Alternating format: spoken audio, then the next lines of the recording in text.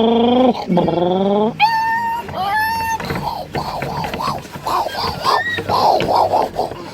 we almost crashed, boo-boo.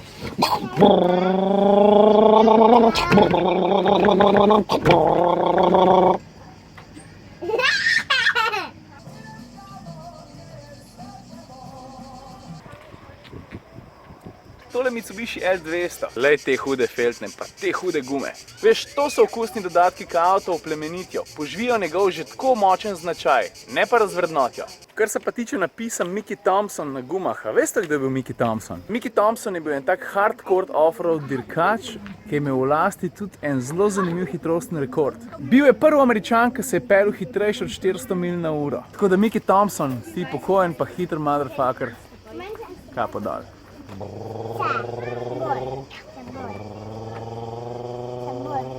Faster?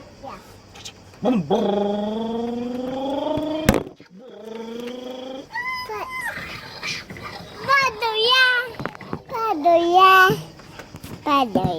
Fell down? Yes, Sam.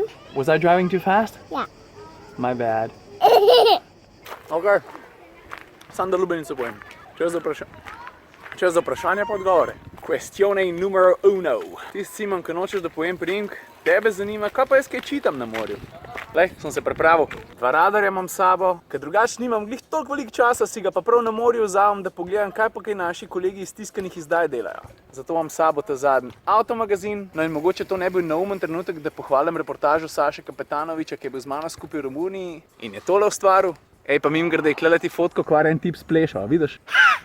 Ta druga avtomobilistična revija, ki sem jo prinesel s sabo, je pa Autofocus. Sledno nekaj zazovom. Dvojna poletna številka, 162 strani branja, kokar češ za 4,80 €. Nočem delati reklame, ampak dejansko se mi zdi, to je ful enega kakovostnega materiala za ceno 2 perov. Drug totalen bargain, kar se tiče kakovostne vsebine, ki sem ga prinesel na morje, je pa tole. Mladina.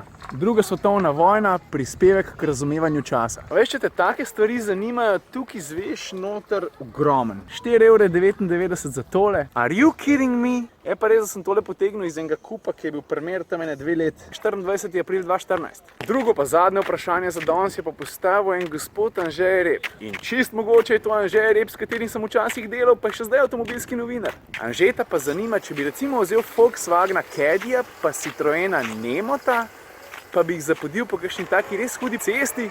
Ajde, recimo, da si izmislim tako eno traso na pamet. Godovič, Col, Sinji Vrh. Anžeja, ta bi bila okej. Moja bi bilo takole. Oba dva avta sta noro hitra, skoraj se ne nagibata, pa pospeške imata res bolane. Da recimo, če bi vozila jaz pa ti, govorim seveda v teoriji, bi se izmenjevala vodstvo, pa bi se v avto drla.